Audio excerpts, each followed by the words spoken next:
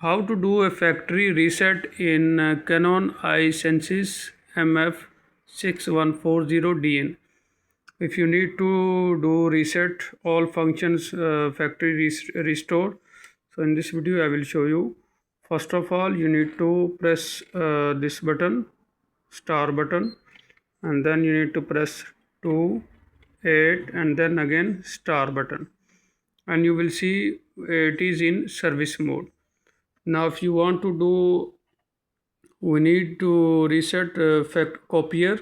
So there are some errors in copier, so we'll click OK in the copier, and then we'll go down and you will see here function, click OK. Now on the function you will see lots of options here, but you need to go for clear.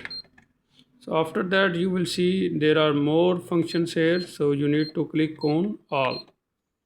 So as you can see, executing. So after that you are done. So that's all for now. Thank you for watching, and don't forget to subscribe Dr. Mobo YouTube channel.